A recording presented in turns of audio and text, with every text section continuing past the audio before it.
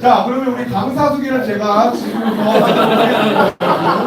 여러분 기대 많이 되시죠? 네. 아, 알겠습니다. 좀 올려보도록 하겠습니다. 화면이 올라오고 있어요. 네. 자, 오늘 우리 특별히 강사로 우리 귀하게 우리 섬겨주실 분은 우리 승리성서침례교회 전도사로 계시는 김동명 전도사님이십니다. 너무나도 잘 알고 승리교회에서 네, 한번 화소성 한번 질러주실까요? 네, 우리 승리교회에서는 승리 소니로 지금 불려지고 있습니다.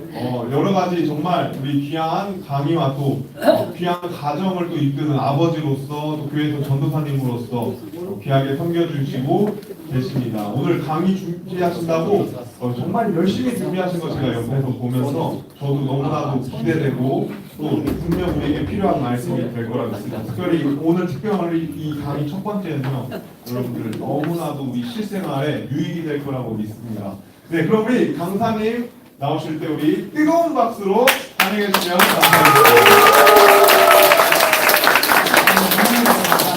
그러면 시작하기 전에 조금 이제 분위기를 올려주셨지만 여러분들 어릴 때 주일학교 때 그 불렀던 찬양 혹시 주 예수 사랑 기쁨 내 마음 네. 그 이제 주 예수 사랑 기쁨 내 마음 속에 내 마음 속에 아무도 모르는 근데 이제 여기서 제가 부를 때 주 예수 사랑 기쁨 내 마음속에 하면 그렇게 제가 반을 나눌 거예요. 그럼 이제 먼저 이 팀이 찬양을 시도를 하고 이 팀은 내 마음속에 하면 어디에 외치시면 돼요. 아시겠죠? 그래서 주 예수 사랑 기쁨 내 마음속에 하면 어디에? 내 마음속에 어디에? 이런 식으로 한번 해보겠습니다. 목사님 잘하시네. 여기 이제 먼저 팀이 한번 불러보는 거예요. 제가 한번 평가를 해보겠습니다. 주 예수 사랑 기쁨 내 마음속에 내 마음속에 내 마음속에 주 예수 사랑 기쁨 내 마음속에 내 마음속에 있네. 나는 기뻐요 정말 기뻐요 주 예수 사랑 기쁨 내 맘에 나는 기뻐요 정말 기뻐요 주 예수 사랑 기쁨 내 맘에. 처음 불러보신 분. 다 처음 불러보신다는 표정이라가지고. 자, 이제 조금 부끄러움을 벗어버리고 두 번째, 여기 이제 반이 도전하는 거예요. 그럼 여기서 어디에요? 여러분들 열심히 하면 혹시 모르죠? 뭐 상품이 있을지. 한번 이제 이쪽에서 한번 도전해 보겠습니다. 주 예수 사랑 기쁨 내 마음속에 어디에? 내 마음속에 어디에? 내 마음속에 주 예수 사랑 기쁨 내 마음속에 어디에? 내 마음속에 있네. 나는 기뻐요 정말 기뻐요. 여러분 기쁘죠? 주 예수 사랑 기쁨 내 맘에 나는 기뻐요 정말 기뻐요 주 예수 사랑 깊은 내 맘에. 제가 표정 좋게 잘 부르신 분들한테 근데 왜 던졌어요? 미국 스타일. 선물을 드리겠습니다. 네. 굿. 여기도 있어요. 네. 선생님들 좀 갖다 주세요. 자, 여러분들 이제 피곤하지만 저희들 이제 옆에 좀 깨워주시고 저희들 오늘부터 이제 저희가 여기에 모인 목적이 있잖아요. 그래서 여러분들이 귀한 돈을 내고 또 귀한 시간을 지불해서 왔는데 여러분들 각자가 이 시간이 헛되지 않게 꼭 하나씩은 얻어가는 게 있었으면 좋겠습니다. 그래서 여러분 함께 같이 기도하고 시작하겠습니다. 하나님 아버지, 저희들 오늘 첫 번째 강의를 시작하게 되는데 저희 강의를 통해서 오늘 저희 주제와 같게 저희의 생각을 새롭게 하고 저희의 생활을 새롭게 해서 하나님 보시기에 거룩하고 받으실 만한 기뻐하는 저희 그리스도인들이 될 수 있도록 인도해주세요. 감사드리며 예수님의 이름으로 기도드렸습니다. 네. 여러분들 제가 이제 우리 강의에 들어가기 앞서서 여러분들에게 우리 학교 시간에 많이 배웠던 탄성이라는 것을 한번 생각해 보기로 합니다. 여러분들 이제 과학 시간에 우리가 탄성이라고 배우면 탄성이라는 것은 조금 지루하게 들릴 수 있지만 외부의 힘을 받아서 어떤 물건이 변형이 되면 그 변형된 물건이 어떻게 되죠? 다시 원래대로 돌아가려는 성질을 가지고 있어요. 그래서 우리가 그걸 탄성이라고 불러요. 그래서 제 손에 이제 고무줄이 있는데 제가 이제 하나 빌렸어요. 그래서 고무줄을 외부의 힘을 받아서 쭉 늘려. 근데 이거를 힘을 딱 놓으면 어떻게 될까요? 외부의 힘을 받아서 고무줄이 놓게 되면 다시 돌아가죠. 원래대로 돌아가려는 성질이 바로 탄성이에요. 그리고 여러분들 잘 아시는 게 우리 볼펜의 스프링 눌렀다가 이제 힘을 놓게 되면 다시 돌아오죠. 아니면 우리 이제 여기 있는 분들 가운데 치아 교정하는 분들, 치아 교정 끝나고 나서 꼭 여러분들 잘 하셔야 되는 게 뭐냐면 유지 장치를 잘 하셔야 돼요. 왜냐 우리가 치아 교정이 끝나면 우리 치아들이 원래 있던 모습대로 삐뚤삐뚤하게 다시 돌아가려는 성질이 있어서 이제 의사 선생님들이 반복하게 부탁하기를 유지 장치를 꼭 달아셔라 이렇게 부탁을 하는 거예요. 그래서 우리가 그거를 탄성이라고 합니다. 근데 우리가 이제 캠프에 와서 강의를 듣고 있는데 왜 과학 시간에 배우는 탄성에 대해 언급하냐? 여러분들 우리 구원받은 그리스도인들의 삶도 이러한 탄성의 법칙이 존재합니다. 무슨 말이냐? 우리가 여기 대부분의 사람들이 예수님을 믿고 구원받은 사람들이잖아요. 그리스도인들이에요. 근데 그리스도인들이 하나님을 기뻐하고 구원받은 이유 하나님을 찬양하고 열심히 전도하고 싶고 말씀을 읽고 싶고 그런데 이게 시간이 지날수록 자연스럽게 두게 되면 어떻게 되느냐 우리가 외부의 힘을 받아서 변형이 돼서 즉 이제 하나님의 말씀과 성령님의 능력으로 새로운 사람으로 구원받고 변화되었다가 삶을 살아가면 하루하루 살아가다가 보면 다시 원래대로 내가 원래 옛날의 모습으로 돌아가려는 성질이 있습니다. 우리가 그거 어디서 찾아볼 수 있느냐? 우리가 이제 찬양도 불렀는데 이스라엘 백성들이 어떻게 됐을까요? 하나님께서 이집트 땅에서 고통받고 있는 이스라엘 백성들을 하나님의 능력으로 우리 10가지 재앙들 주일학교 시간에 많이 배웠죠. 재앙을 통해서 이스라엘 백성들을 구출시켜 주셨어요. 홍해를 반으로 갈라서 모든 이스라엘 백성들을 안전히 그 땅에서 탈출하게 해주셨어요. 그래서 하나님을 찬양하고 하나님을 기뻐하고 하나님께 감사하고 하나님께서 정말 살아계시는구나 우리를 그 땅에서 구출하셨구나 했다가 성경에 보니까 어떻게 됐죠? 성경에서 보면 그들이 나온 지 얼마 지나지 않아서 불평을 하기 시작했습니다. 불평을 하기 시작했는데 어떻게 불평했느냐? 우리 이집트 땅에 있었을 때 그때가 좋았는데 그때가 정말 좋았었을까요? 그때 우리가 맛있게 먹던 음식들 그립다. 내가 그때로 다시 돌아가고 싶다. 이스라엘 백성들이 구출받은 지 얼마 지나지 않아서 다시 처음으로 돌아가고 싶어하는 마음을 갖게 됐습니다.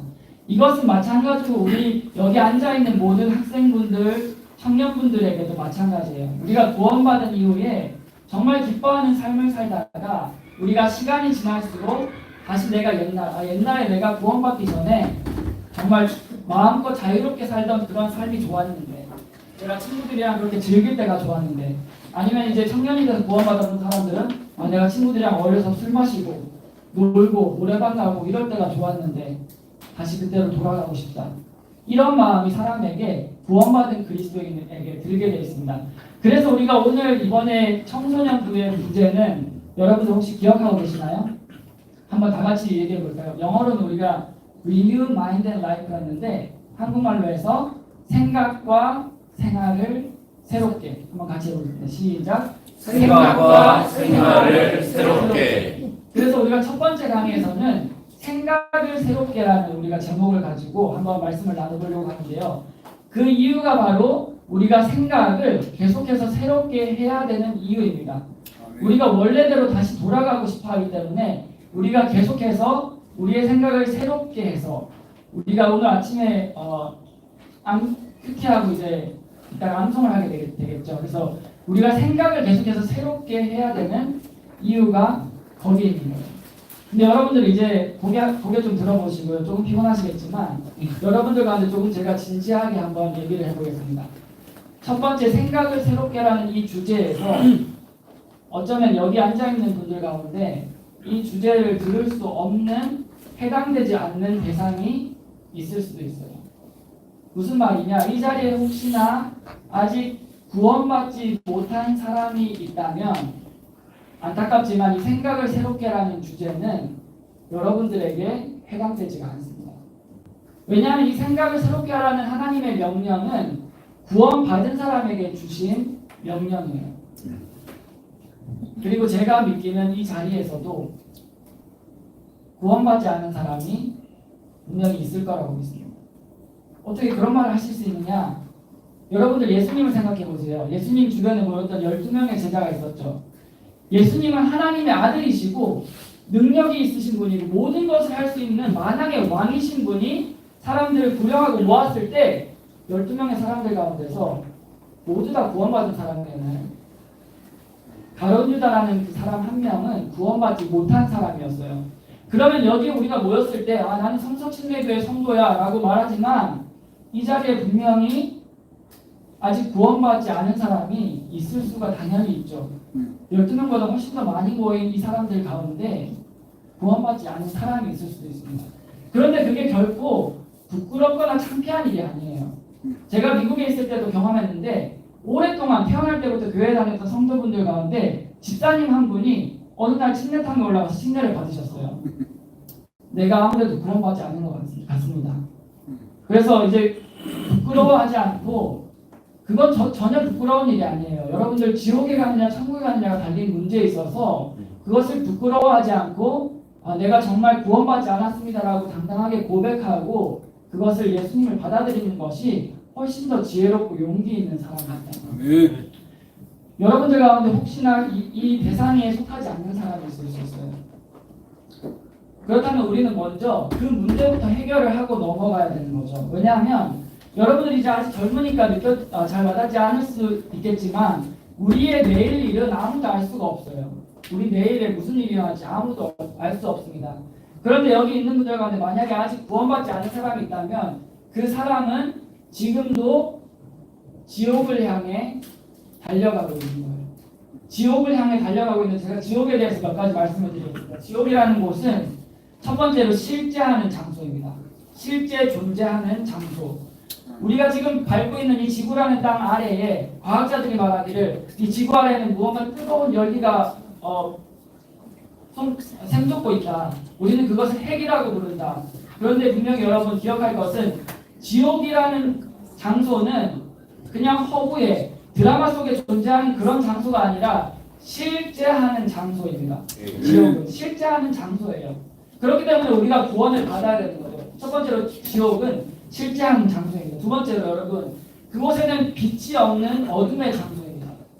여러분들 지옥에 가게 되면 그곳에는 빛이 전혀 없고 여러분들 어둠 속에 들어가 본 적 있죠? 그 어둠보다도 훨씬 더 짙은 아마도 이스라엘 백성들이 하나님께서 이제 이집트에 재앙을 내리셨을 때 그 내렸던 그 어둠보다도 훨씬 더 어두운 장소, 즉 이제 지옥은 두 번째로 어둠의 장소입니다. 세 번째로 여러분 지옥은 고통의 장소입니다. 그런데 이 고통의 장소가 어떤 고통의 장소냐? 영원한 고통의 장소라는 것이죠. 영원한 고통의 장소. 그런데 이 고통 속에서 사람이 이제 이 땅에서는 어떤 일정한 고통을 받게 되면 그 이상으로 받았을 때 사람이 의식을 잃게 되거나 죽게 되죠. 그런데 이 지옥이라는 것은 더 끔찍한 것이 무엇이냐면 영원히 의식 속에서 고통을 받는 장소라는 것입니다. 우리가 똑바로 정신을 가지고 있으나 영원히 계속해서 고통을 받는 장소가 바로 지옥입니다. 세 번째로 영원한 고통의 장소. 네 번째, 다시는 돌이킬 수 없는 장소입니다. 다시는 돌이킬 수 없는 장소. 여러분들 우리가 이 땅에서 살아가면서 구원받은 사람이나 구원받지 않는 사람이나 하나님께 참 감사하는 것은 하나님께서 여러분들에게는 지금 두 번째 기회를 주세요. 우리가 이제 영어로는 second chance 이렇게 얘기하잖아요. 여러분들이 그리스도인의 삶을 살다가 실패하고 실수하고 잘못하고 죄를 지어도 하나님께 감사한 것 하나님께서 여러분들에게 두 번째 기회를 주세요. 두 번째 기회를 주시는 것뿐만 아니라 여러분들에게 세 번째 기회를 주세요. 네 번째 기회를 주시고 다섯 번째 기회를 주세요. 하나님께서 계속해서 여러분들에게 다시 기회를 주십니다. 그런데 다섯 번째로 지옥은 어떤 장소냐면요. 두 번째 기회가 없는 장소예요. 다시 돌이킬 수 없는 장소입니다. 그곳에 가게 되면 하나님께 용서받을 수 없고 다시 그 잘못을 돌이킬 수 없게 됩니다. 여섯 번째로 소망이 없는 장소입니다. 여러분들 소망이 없는 장소, no hope.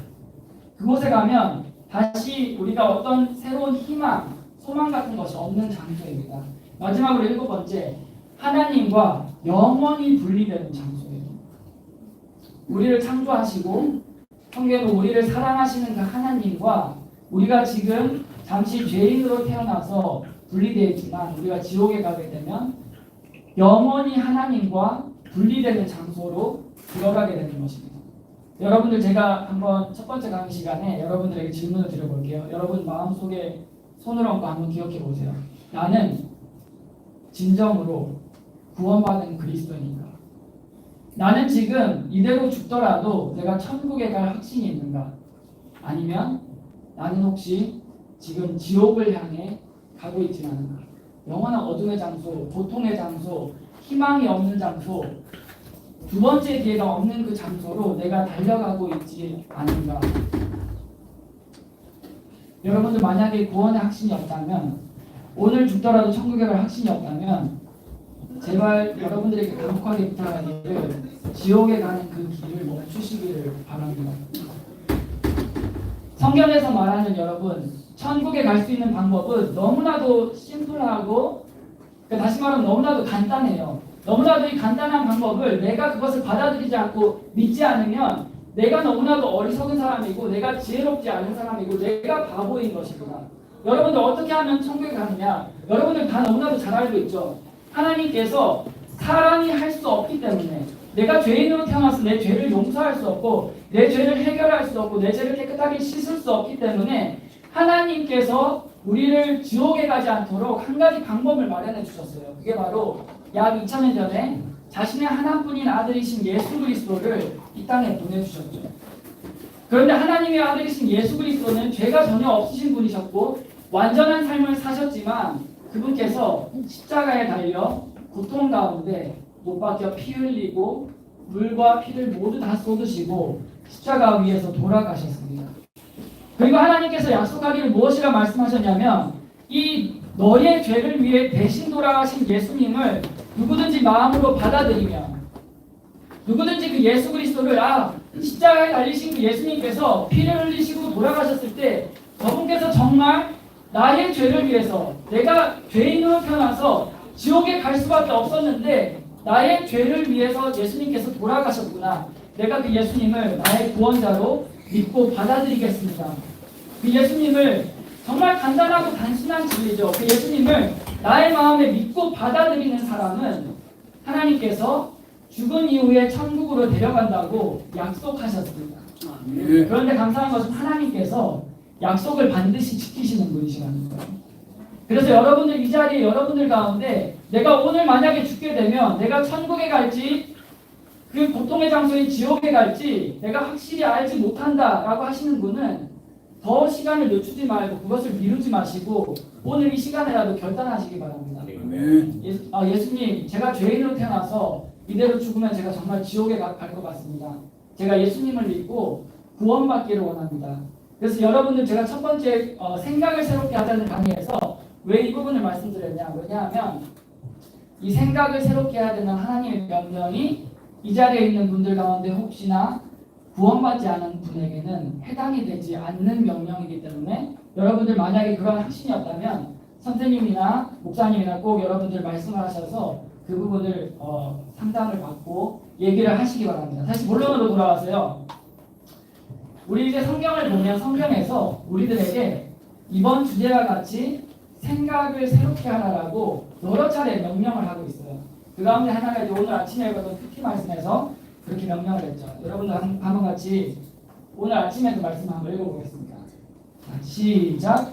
너희는 이 세상에 동화되지 말고 너희 생각을 새롭게 하도록 변화를 받아 하나님의 그 선하시고 받으실 만하며 완전하신 뜻이 무엇인지 입증하도록 하라. 익숙하시죠, 여러분들? 여러분들 근데 이 암송을 하지 못하면 오늘 밥을 못 먹잖아요. 영어로 해야 되나 한글로 해야 되나? 한글로. 네. 혹시 이거 안 보고 암송할 수 있는 사람? 혹시 교사분들 가운데 암송하실 수 있는 분? 하겠습니다. 여러분들 우리가 이제 암송을 해야 되는 구절이기도 한번 다시 말씀드려볼게요. 너희는 이 세상에 동화되지 말고, 그 말은 무슨 말이냐면 이 세상이랑 비슷한 모습으로 되지 말라, 이 세상과 닮아가지 말라 이렇게 얘기하는 거예요. 왜냐하면 우리가 구원받은 이후에 다른 삶을 살다가 점점 세상이랑 닮아가기 때문에. 근데 어떻게 하라고 명령하셨냐면 너희 생각을 새롭게 함으로, 계속해서 생각을 새롭게 함으로 변화를 받아서 하나님의 그 선하시고 받으실 만하며 합당하신 뜻이 무엇인지 검증하도록 하라. 전에 이제 입증하도록 하라 이렇게 얘기했는데, 그러면 우리가 생각을 새롭게 할 때 어떻게 해야 되느냐? 하나님의 그 선하시고 받으실 만하며 그 완전하신 뜻이 무엇인지 검증하려면 어떻게 해야 될까요? 그 완전하신 뜻이, 그 선하시고 받으실 만하며 완전하신 뜻이 이 안에 있어요. 하나님의 말씀 안에 있는데 여러분들 뭐라고 말씀했죠? 생각을 새롭게 함으로 변화를 받아서 그게 무엇인지 검증하라 이렇게 명령을 했어요. 검증하려면 여러분들 이 하나님 말씀 안에 있는 우리가 어떻게 하면 생각을 새롭게 할 수 있는지, 하나님께서 원하시는 그 뜻이 무엇인지를 성경을 통해서 발견할 수 있습니다. 그래서 오늘 우리가 이틀에 걸쳐서 강의를 통해서 우리가 어떤 부분에서 생각을 새롭게 해야 되느냐, 어떤 부분에서 생활을 새롭게 해야 되느냐, 하나님의 그 받으실 만하고 선하신 완전하신 뜻이 무엇이냐를 한번 같이 발견해 나가 보도록 하겠습니다. 그 다음 구절에서도 이렇게 명령했어요. 이전 행실에 관하여는 너희가 속이는 것으로 가득한 욕심들에 따라 부패한 옛사람을 벗어버릴 것을 가르침 받았으니 너희는 생각의 영 속에서 새롭게 되라. 여러분들, 우리는 구원받은 이후에 모두가 끝나는 게 아니에요. 구원받은 이후에도 여러분들 밖에서 열심히 활동하고 생활하고 뭐 아니면 일을 하고 나서 옷이 막 더러워졌어요. 그 집에 가서 여러분들 어떻게 해요? 그냥 그 옷 입고 그대로 이제 침대 속에 잤다가 다음 아침에 또 똑같은 옷 입고 이렇게 나가나요? 물론 그런 분들도 있겠지만 보통은 이제 우리가 더러운 옷은 어떻게 하죠? 벗어버리고 세탁기에 넣어서 깨끗하게 빨고 새로운 옷을 입게 되죠. 그래서 우리가 구원받은 사람들이 매일매일 더러운 옷을 벗어버리고 하나님의 말씀으로 새로운 옷을 계속해서 입어야 되는 것입니다.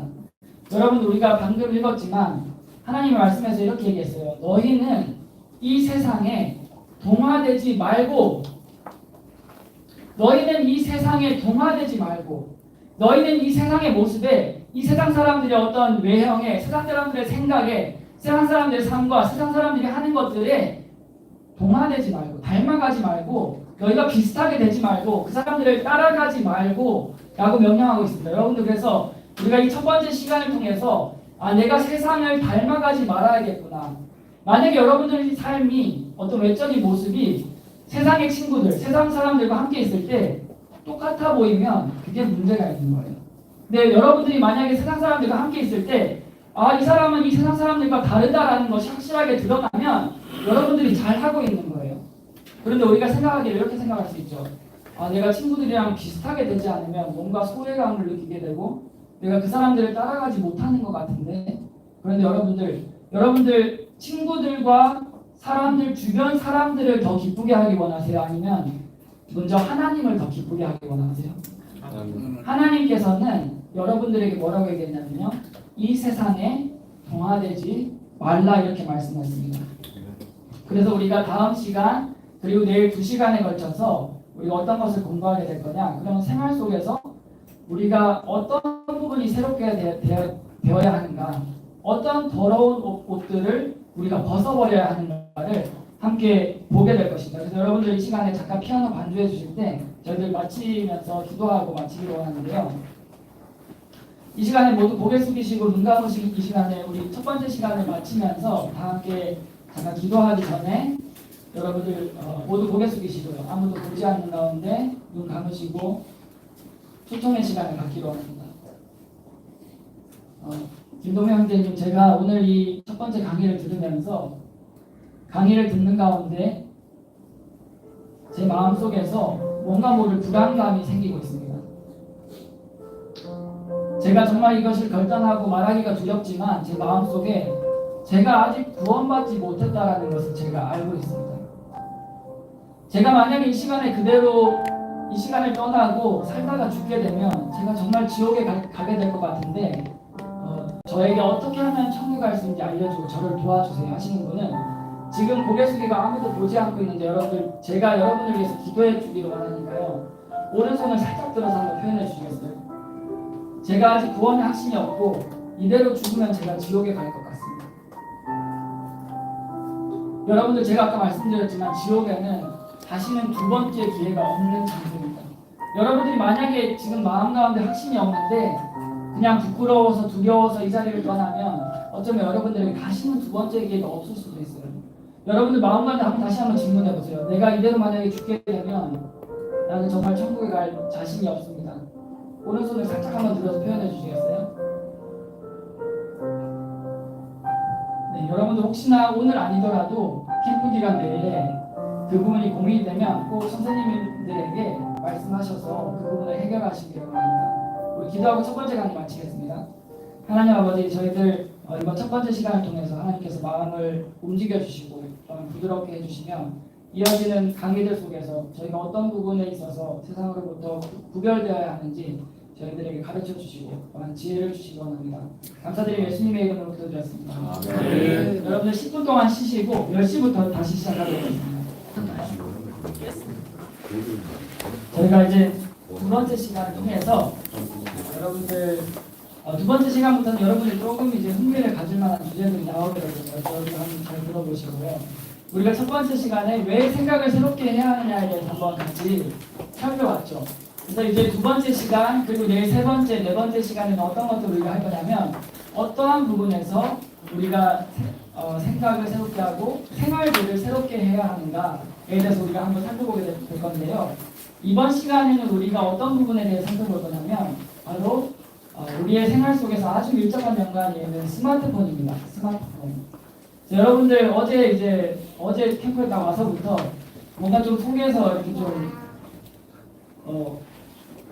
불평이 혹시 있었던 분들이 있지 않았나요? 아니면 좀 화가 났거나 우리가 이제 갑자기 어저께 왔더니 스마트폰을 다 내라. 청소년들은 이제 뭐 낸다고 이제 하더라도 나는 지금 성인인데 내가 무슨 애들도 아니고 휴대폰을 내라고 이렇게 생각하고 이거 좀 불평이 있을 수도 있고 기분이 안 좋을 수도 있고 여러분들 그런 모든 이제 기분 안 좋고 화난 그 모든 것을 가지고 정병성 목사님 마음은 잘못이 없어요. 사실은 모두 다 제 아이디어였기 때문에 지금 그 화난의 에너지를 가지고 저를 향해서 이제 에너지를 발산하세요. 그래서 강의 동안에 아주 집중해서 무슨 얘기 하나 들어보자 이렇게 잘 들었다가 제가 바라기는 강의가 끝날 때쯤에 그래 스마트폰 거둔 게 좀 잘한 걸 수도 있겠다. 아니면 더 나가서 이제 강의가 끝나고 나서 스마트폰 걷어주셔서 고맙습니다. 이렇게 생각이 혹시 바뀌면 좋겠습니다. 여러분들 제가 지금 퀴즈를 하나 드리고 선물을 주시는 분에게 드리려고 하는데 우리가 이번에 주제가 되는 스마트폰이 우리의 삶에 어느 시점에 최초로 출현하게 된 이후에 휴대폰이라는 게 완벽하게 탈바꿈으로 변화를 해서 이 스마트폰이 계속해서 발전하고 기술이 변화됨에 따라서 우리 삶에서 결코 떼어놓을 수 없는 존재가 됐죠. 그런데 이 스마트폰이 몇 년도에 처음으로 나왔을까요? 아시는 분? 그냥 찍으셔도 괜찮아요. 네, 교사는 안 됩니다. 아시는 분 선물 드립니다. 그냥 찍어보세요. 내가 뭐 태어난 연도를 말하셔도 되고 제가 그럼 위아래로 얘기해 드리겠습니다. 아시는 분? 2008년! 확실해요? 한 번 더 기회를 드릴게요. 2008년 확실해요? 맞을까요? 네. 정말 가까웠어요. 정말 가까웠는데 혹시 아시는 분?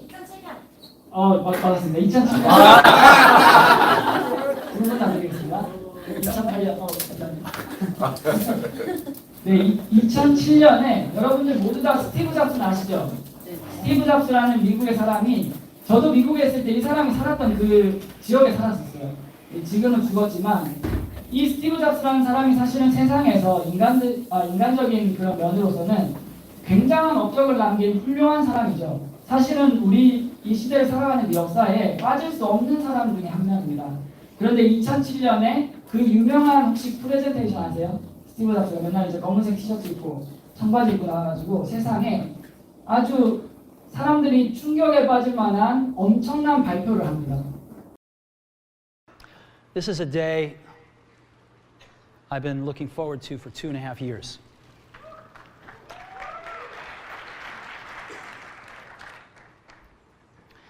Every once in a while, a revolutionary product comes along that changes everything. Today, we're introducing 3 revolutionary products of this class. An iPod, a phone, and an internet communicator. An iPod, a phone. Are you getting it? These are not 3 separate devices. This is one device. And we are calling it iPhone. 자, 그래서 여러분들 이제 2007년에 스티브 잡스에 의해서 세상이 2007년에 처음으로 스마트폰, 즉 이제 우리가 쓰고 있는 아이폰이라는 게 출현함과 동시에 그 이후에 계속해서 발전하면서 지금 여러분들의 삶 속에 여러분들 이제 하루 정도 휴대폰 없이 생각을 해봤죠. 이 스마트폰이라는 존재가 오늘날에는 발전해서 어떻게 되느냐? 우리의 삶 속에서 이 손바닥만한 기계 하나가 없이는 사람이 살기에 정말 불편한 세상이 됐습니다. 우리가 이 스마트폰을 통해서 모든 것을 다 할 수 있어요. 우리가 공부도 하고요. 우리가 뭐 은행 업무도 보고 친구들과 소통도 하고 게임도 하고 영상도 보고 뭐 사람들에게 돈도 보내고 사람들 만나는 전화하고 문자는 물론이고 이 스마트폰을 통해서 여러분들 우리가 지금은 모든 것을 다 할 수 있는 세상에 살고 있습니다. 그래서 여러분들이 하루 동안 스마트폰이 없이 생활을 했을 때 자꾸 이제 주머니 속에서 뭘 찾는다든지 어두운 곳에서 뭐 물건을 찾아야 되는데 플래시라이트, 스마트폰을 찾는다든지 여러분들의 삶이 굉장히 불편하고 삶의 질이 떨어지는 것처럼 느껴지고 뭔가 자꾸 허전하고 불안하게 되는 거죠. 왜냐하면 이 손바닥만한 기계 하나를 통해서 우리가 지금은 굉장히 많은 것, 사실은 거의 모든 것들을 다 할 수 있는 세상에 우리가 살고 있기 때문입니다. 반대로 말하면 우리가 이 스마트폰 없이는 굉장히 이제 불편한 삶을 살게 된다는 거죠.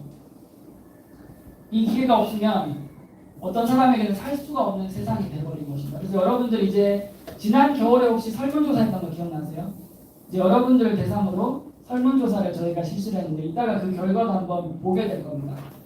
그런데 이제 세상에서 이 출현한 스마트폰이 사실은 이제 사람의 어떤 기술과 문명의 발전을 가져왔지만 우리가 이제 성경적으로 하나님의 관점에서 바라봤을 때 이 스마트폰이라는 존재는 우리가 스마트폰 없이는 삶을 살기가 굉장히 어려운 세상에 왔다라는 그 말은 우리가 스마트폰이 꼭 있어야 된다는 말이고 점점 우리의 삶이 스마트폰에 의해 지배를 받고 컨트롤 받게 되면 스마트폰과 가까워지면 가까워질수록 우리는 하나님 없이도 살 수 있는 삶으로 우리가 접어들게 된다는 뜻입니다. 이 말은 곧 무엇이냐면 여러분들의 삶 속에서 이 기술이 가져다주는 엄청난 문명과 혜택 때문에 이 기술을 누리고 살다 보면 나중에는 내가 하나님이 없이도 충분히 잘 먹고 잘 살 수 있을 만한 그러한 세상이 된다는 뜻이에요. 그래서 여러분들 스마트폰을 가까이 하고 이것과 밀접하게 내 삶을 살아나간다면 여러분들이 스마트폰에 의해 지배받고 스마트폰을 의지하는 삶이 될지 모르지만 여러분들이 하나님을 의지하고 하나님께 지배받는 삶으로 살 수가 없게 되는 것입니다. 이제 사람들은 무슨 일이 있을 때 스마트폰에 질문을 해요. 뭐 챗GPT, AI, 나 오늘 뭐 해야 되는데 이거 어떻게 해? 그런데 하나님의 말씀에서 여러분들에게 뭐라고 말씀하냐면요. 우리가 어떤 결정을 하든지 어떤 길을 가든지 무엇을 하든지 하나님께 여쭈라고 우리들에게 말씀하고 있어요. 하나님께 질문하고 그분을 믿고 그분을 의지하고 하나님을 따라가라고 말하지만 이 세상이 가져다준 이 문명의 혜택이 스마트폰에게 질문하고 스마트폰에게 의지하고 스마트폰을 따라가는 삶을 우리가 살게끔 이 세상이 우리들을 그렇게 압박하고 만들고 그러한 흐름으로 흘러가고 있다는 것이죠.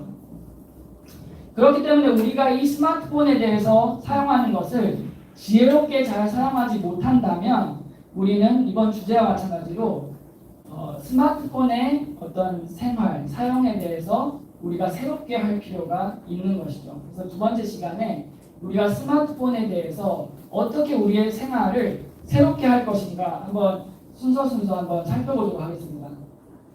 이제 이게 어린 아이 때부터 사람이 이제 성장하기까지 청소년기까지 이르기까지의 뇌의 모습이에요. 이제 그림이긴 하지만 우리 사람의 뇌는 있잖아요. 사람의 뇌는 처음에 태어날 때부터 완성돼서 태어나는 게 아니죠. 어린아이는 이제 어린아이에 맞는 뇌를 가지고 태어나서 그렇기 때문에 여러분 어린아이가 어떻게 해요? 말을 잘 못하고 행동할 때 이유를 잘 알지 못하고 뇌가 완성되지 않았어요. 그런데 나이가 조금 들어서 유아기가 되면 뭔가 어떤 것도 생기는 것 같고 뭔가 뇌가 주름도 생기고 더 커지는 것 같죠. 청소년기가 들어서면 또 다른 뇌의 모습을 가지고 있어요. 이와 같이 우리들의 뇌는 여러분 과학자들이 말하기를 우리가 20살, 20대 중반까지도 뇌가 계속해서 성장하고 뇌가 발달을 한다고 해요. 그런데 여기 이제 청소년분들도 있지만 청소년 시기에는 특히나 더욱더 어린 시기에는 뇌가 양적으로 폭발적인 성장을 하는 시기라고 합니다. 근데 여러분들의 뇌가 자라고 폭발적으로 성장하는 그 시기에 여러분들이 무엇을 하느냐, 나의 뇌에 어떤 자극을 주느냐에 따라서 우리의 뇌가 잘 발달하고 성장할 수도 있고 그렇지 못할 수도 있습니다. 그런데 왜 뇌 얘기를 하느냐, 이 뇌에 대한 이야기가 우리 스마트폰과 굉장히 관련이 있기 때문에 여러분들에게 지금 말씀을 드리고 있어요. 우리가 이제 이 스마트폰에 대해서 강의를 진행하면서 꼭 이해하고 넘어가야 될 부분이 있는데 조금 이제 생소하고 어려울 수도 있지만 우리가 한번 같이 알아보고 넘어가도록 하겠습니다. 그 첫 번째는요, 온도 조금만 낮춰주시겠어요? 그 첫 번째는 여러분 한번 다 같이 얘기해 볼게요. 도파민. 시작. 도파민. 여러분 많이 들어보셨나요? 도파민? 예. 도파민이라는 단어.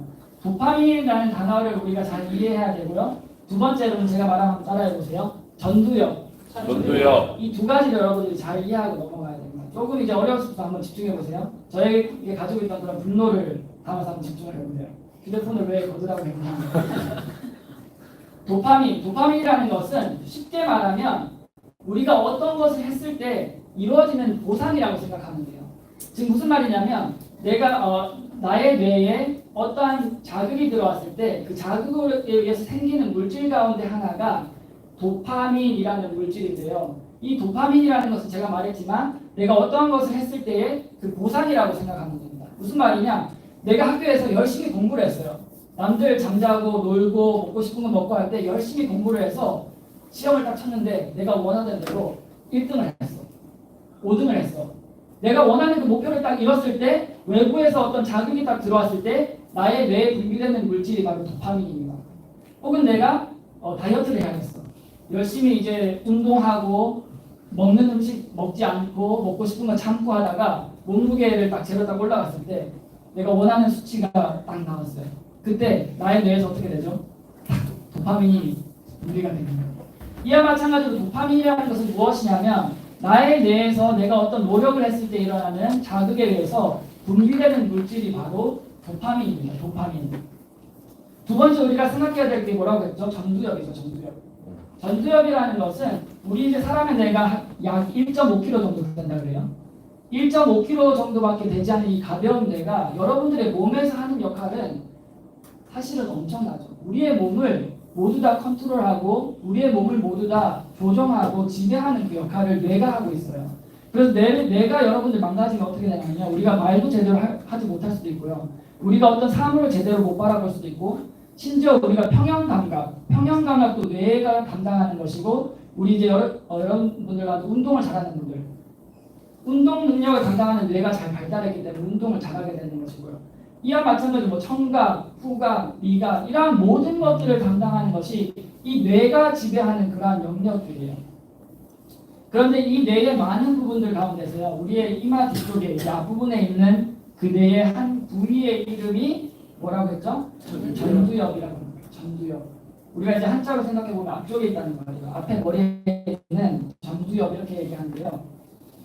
그러면 우리가 왜 이 전두엽이라는 것에 대해서 이해하고 잘 알아야 되냐? 혹시 몇 도로 되나요? 24도. 네. 전두엽이라는 것은 여러분들 쉽게 말하면요. 무엇을 담당하고 있느냐? 사람이 사람답게 만드는 역할을 해요. 사람이 사람답게 만드는 역할을 전도역이 합니다.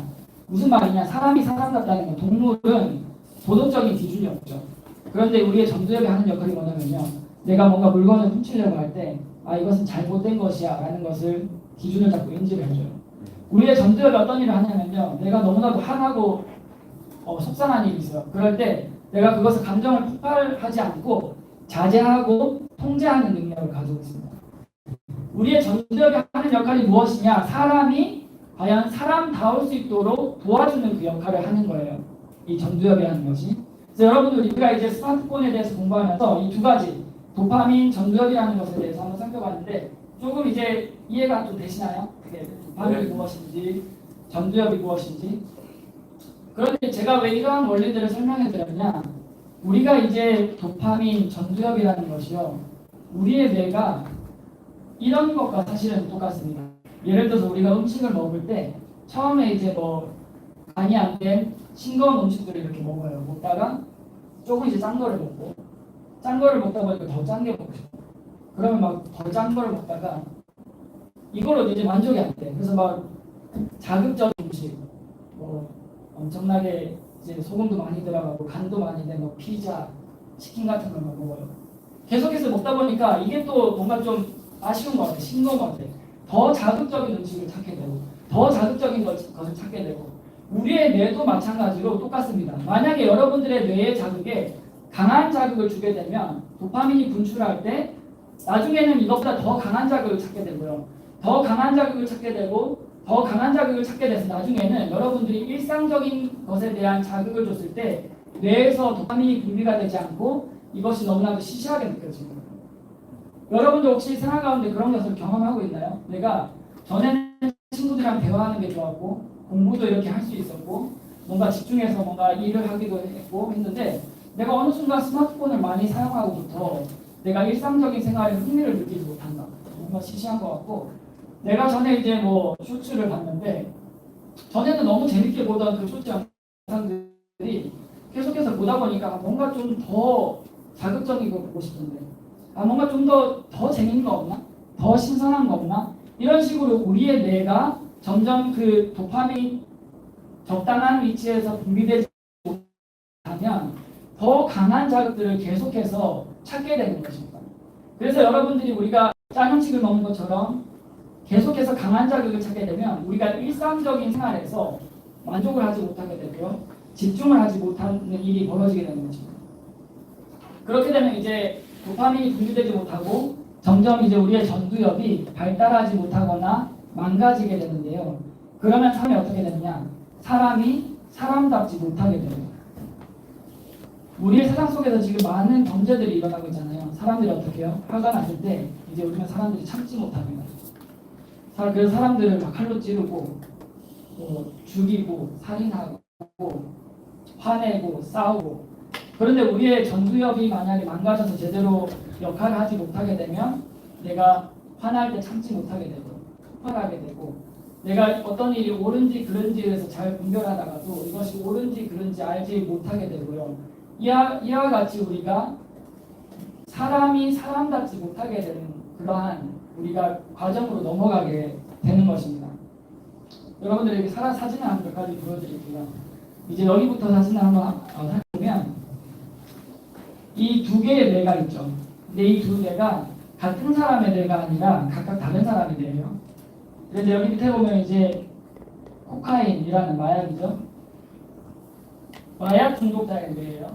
여기 이제 파란색 점이 있는데 이것은 뇌가 손상된 것을 있을 때 나타나게 된 거예요. 중독이 돼서 제대로 된 삶을 못 사는 사람들이 너무 많아요. 마약을 하게 되면 어떻게 되냐 여러분? 일상생활을 못 하게 됩니다. 삶이 무기력해지게 되고요. 무언가 의지하게 되고 아무것도 자기 의지로 할 수가 없게 돼서 멀쩡하게 잘 가정을 누리고 좋은 직장을 다니고 정말 잘 먹고 잘 살던 사람들이 하루아침에 무기력해져서 돈을 벌 수 없게 되고 모든 돈을 마약으로 인해서 잃게 되고 길거리에 나앉게 돼서 미국에 가면 노숙자가 그렇게 많은 거예요. 마약이 이제 불법이 아니니까 마약 중독에 의해서 사람들이 노숙자로 길거리에 너무나도 많이 나앉게 됩니다. 근데 사람들을 보면요. 이제 우리가 어떻다라고 얘기하냐면 사람들을 보면 마치 좀비 같다 이렇게 얘기해요. 좀비 같다. 사람들이 뭐 눈에 초점도 없고요. 막 이렇게 막 이상한 자세 막 걸어다니고요. 사람들이 뭔가 대화도 되지 않고 그리고 이상한 행동을 너무 많이 해요. 막 갑자기 막 소리 지르고 뛰어간다든지 막 사람들에게 막 공격을 하려고 한다든지 이것이 바로 마약에 중독됐을 때 사람의 뇌가 손상을 입게 되면 이러한 식으로 정상적인 활동을 못하게 되는 거죠. 그런데 오른쪽에 이 뇌는 게임에 중독된 사람의 뇌예요. 게임에 중독됐더니 이런 식으로 뇌가 손상이 됐다. 그런데 여러분들 사진을 비교해보면 아시겠지만 마약의 사람의 뇌와 게임에 중독된 사람의 뇌의 손상된 모습이 굉장히 비슷했다라는 거죠.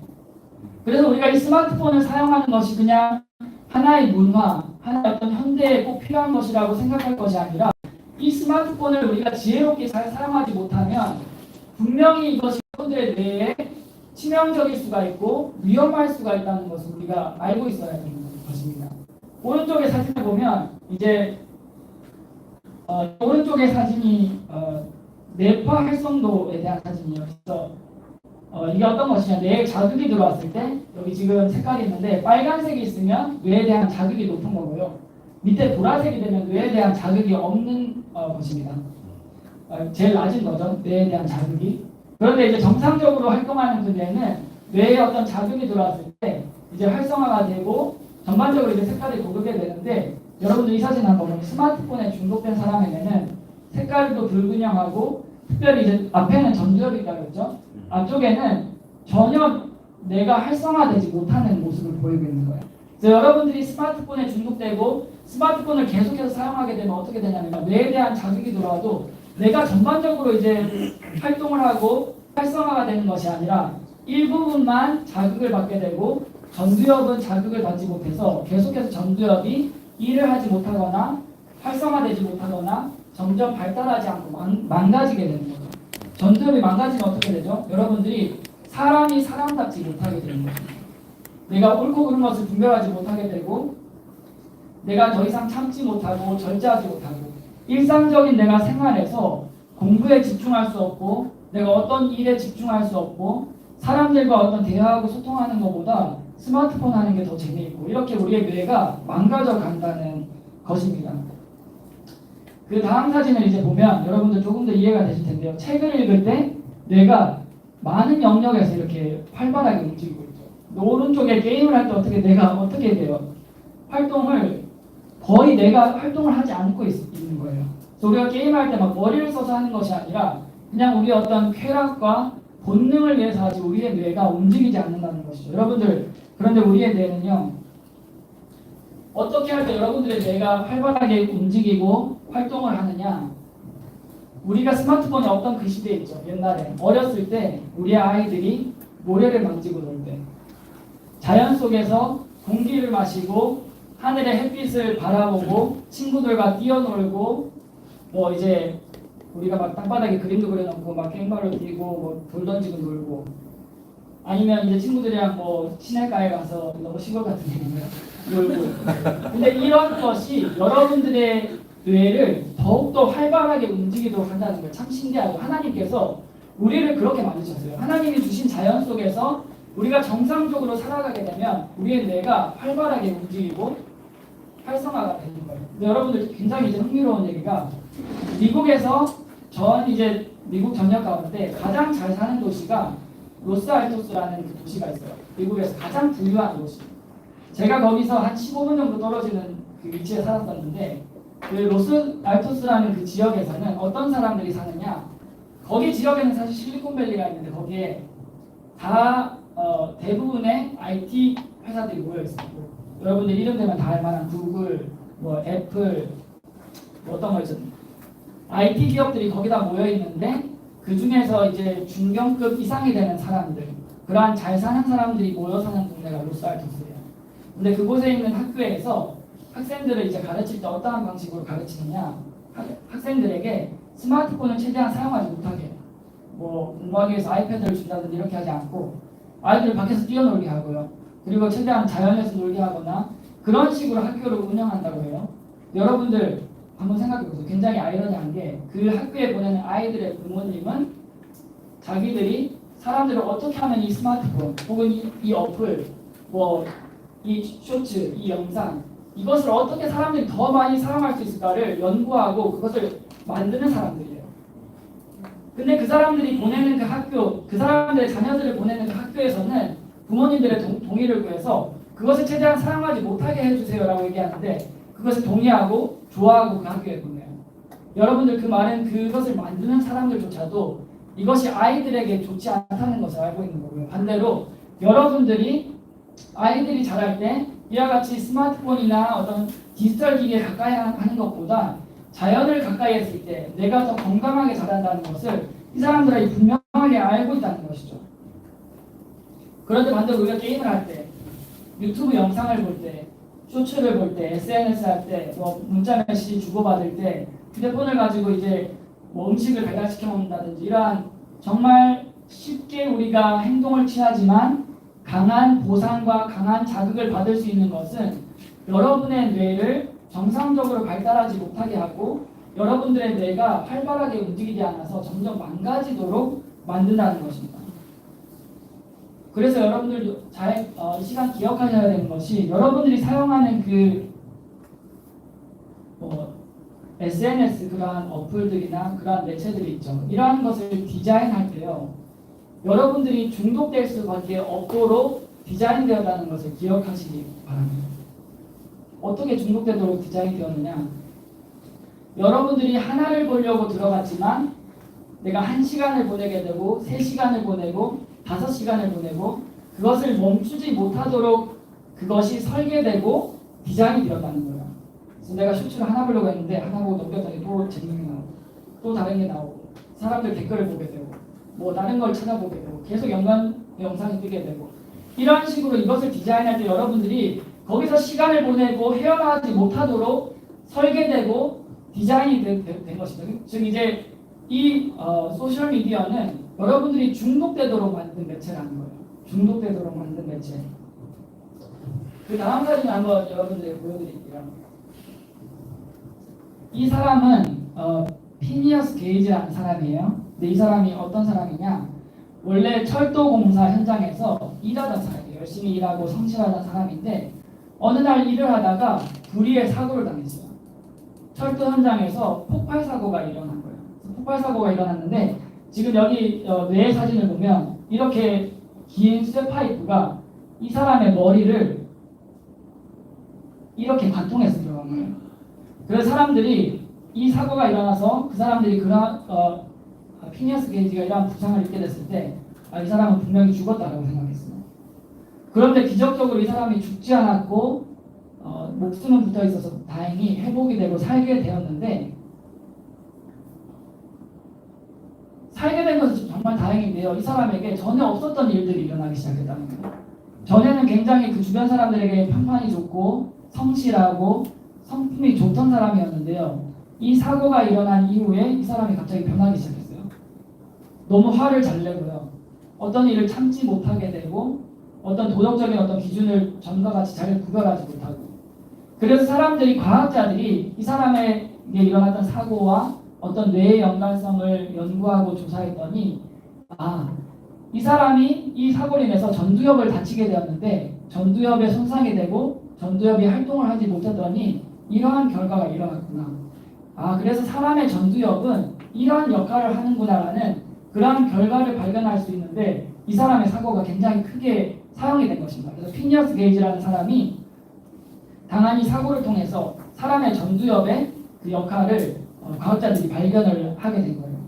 자, 그럼 여러분들 이제 조금 분위기를 바꿔서 우리나라의 한번 스마트폰 중독에 대한 설문조사를 한번 살펴보고 그 다음에 이제 여러분들의 그 설문조사에 대한 결과를 한번 보여드릴게요. 그러면 스마트폰 중독에 대해서 사람들이 과연 심각한가, 정말 중독이 되어 있는가? 2023년 대한민국 통계의 결과를 보면 대한민국 청소년들 70% 이상이 평균적으로 4시간 이상은 꼭 사용한다고 해요. 3분의 2가 넘는 사람들이 하루에 매일매일 4시간 이상씩은 스마트폰을 꼭 사용하는 거예요. 그런데 그 다음으로요. 30%, 약 3분의 1이 조금 안 되는 수치의 사람들은 하루에 7시간 이상 사용한다.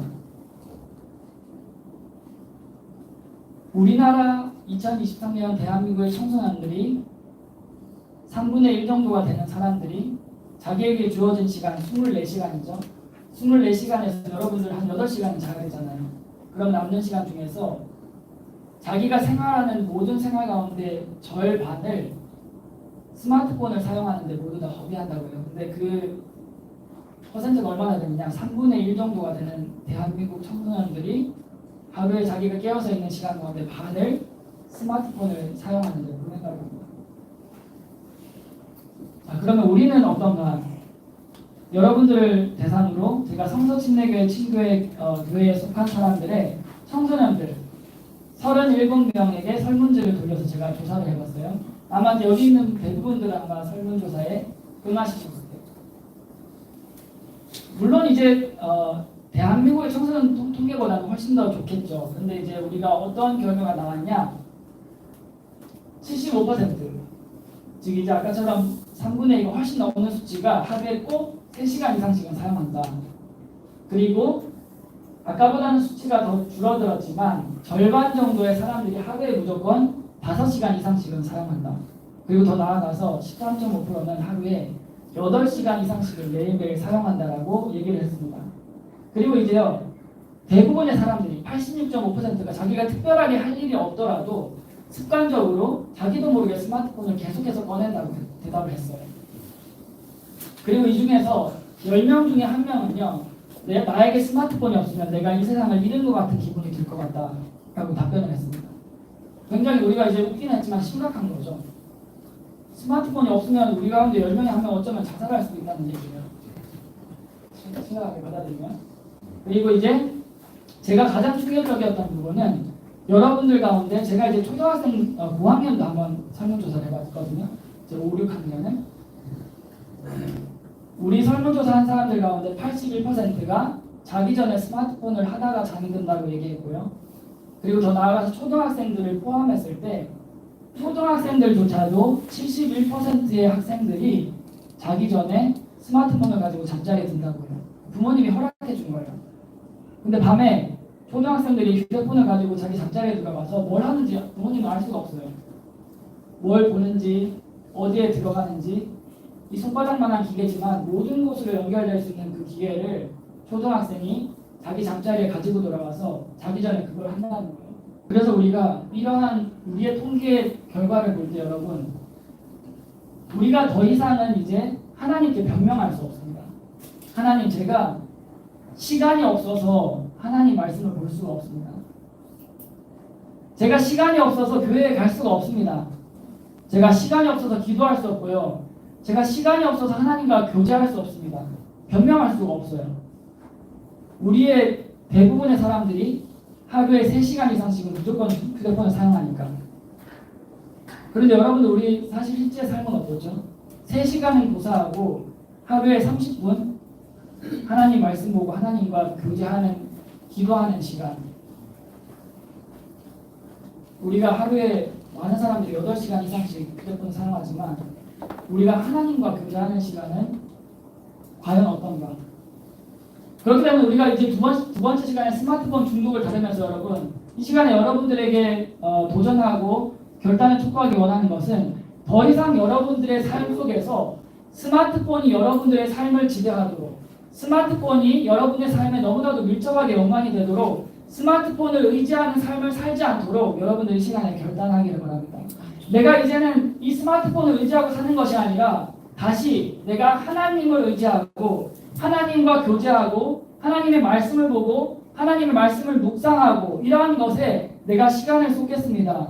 내가 하나님에 의해 지배받는 삶, 하나님께 의해 통제받는 삶, 내가 하나님께 여쭙고 하나님을 의지하는 삶을 살겠습니다 라고 결단하는 시간이 되기를 바랍니다.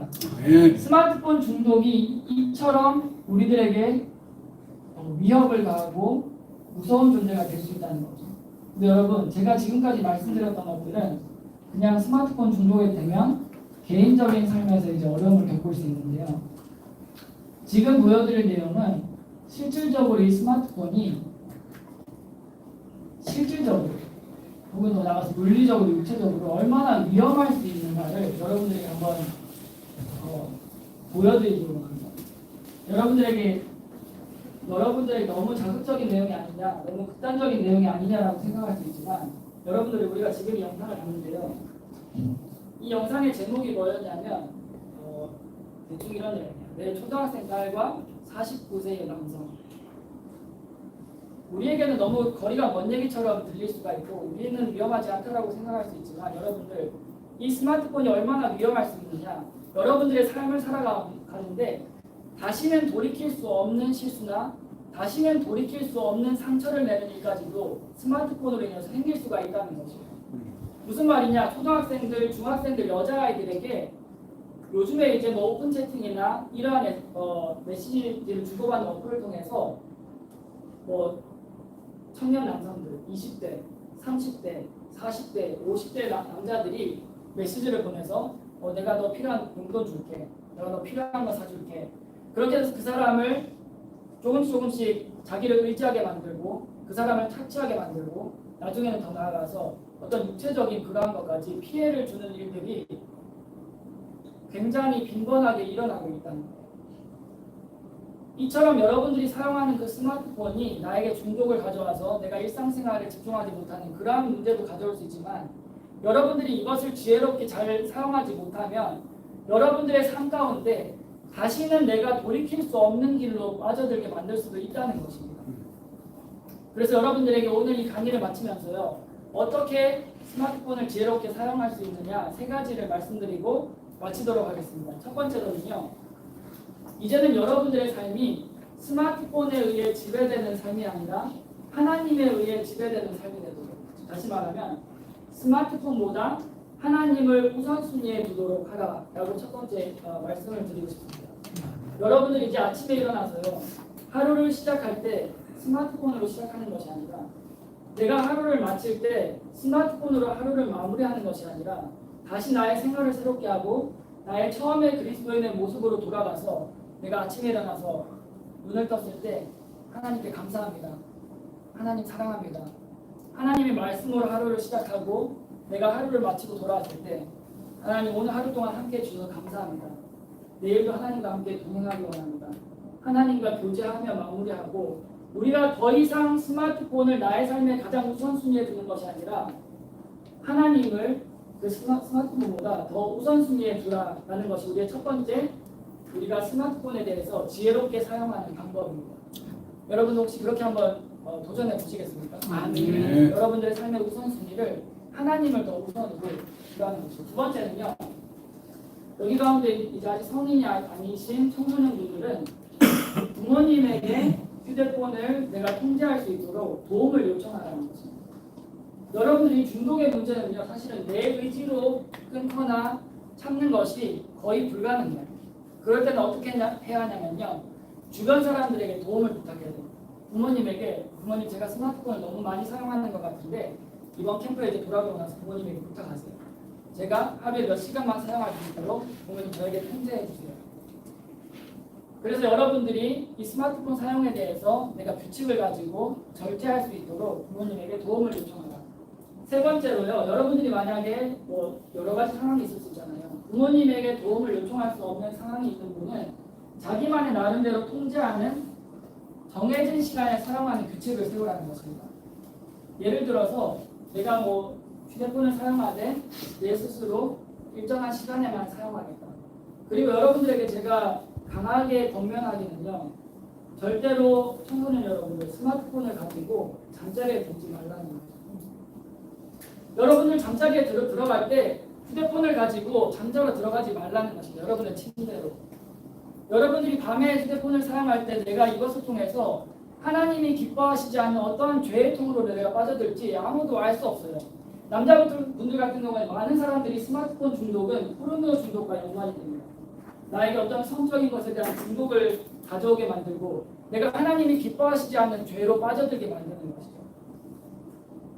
더 나아가서 이제 청소년들 같은 경우에 여자분들은 SNS를 통해서 주변의 친구들과 어떤 갈등이 생기고 뭐 왕따를 당하게 되고 싸우게 되고, 여러분들이 잠자리에 들어갈 때 결코 휴대폰을 가지고 들어가지 않는 것을 이번 캠프 이후에 한번 도전해 보자는 것입니다. 그래서 첫 번째 하나님을 먼저 우선순위에 두라. 부모님에게 도움을 요청하라. 세 번째로 자기만의 어떤 규칙을 가지고 휴대폰을 사용하라. 그래서 우리가 스마트폰 사용을 지혜로운 방법으로 해서 하나님을 기쁘시게 하는 우리의 생활을 새롭게 하는 그러한 우리에게 도전이 되기를 바랍니다. 시간에 반주해 주실 때 제가 기도하고 마치기 전에 눈 감으시고 우리가 고개 숙이는 시간에 잠깐 집중 시간을 갖겠습니다.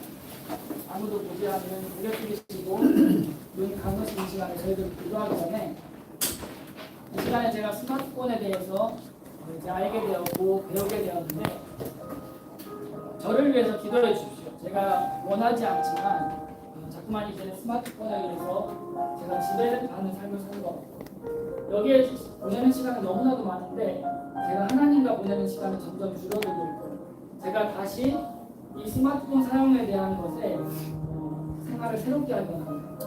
하시는 분 있으면 지금 조용히 오른손을 들어주시면 제가 기도해드리겠습니다. 감사합니다. 네, 손을 들어주시면 여러분들 위해서 기도해드리겠습니다. 제가 스마트폰 사용에 대해서 이 시간에 다시 한번 좀 결단하고 하나님을 더 우선순위에 두기를 원합니다. 여러분들 가운데 그런 결단이 있으신 분들은 돌아가셔서 한번 실천해 보시고 또 서로 연락하면서 서로 격려해 주면서 우리 이렇게 한번 해보자 라고 서로 격려하고 도전하는 기회가 되기를 바랍니다. 기도하고 마치겠습니다. 하나님 아버지, 하나님께서 로마서 12장 2절에서 말씀하시기를 너희는 이 세상에 동화되지 말고 라고 말씀했는데 때때로 우리의 삶을 발견할 때 우리가 세상 사람들을 너무나 닮아있지는 않는지 돌아보게 됩니다. 만약에 세상 사람들이 스마트폰을 자유롭게 사용하고 그것에 중독되어 있다면 우리 그리스도인들은 그것과 다른 모습으로 살아가야 하는 것이 마땅한 것인데 우리가 그들과 너무나 닮아있지 않은지 돌아보게 됩니다. 특별히 이 시간 하나님께 기도하기는 저희의 능력으로 이러한 유혹과 이러한 중독에서 벗어나는 것을 할 수가 없으니 하나님의 능력으로 저희가 할 수 있도록 도와주시고 저희가 이 시간 이후에 돌아갔을 때 저희가 다시 한번 스마트폰보다 하나님을 더 가까이 하고 하나님과 동행하고 교제하는 것을 그리고 주변의 그리스도인들과 함께 교제하는 것을 더 기뻐하고 좋아하는 정상적인 그리스도인의 삶을 살 수 있도록 인도해 주세요. 감사드리며 예수님의 이름으로 기도드렸습니다.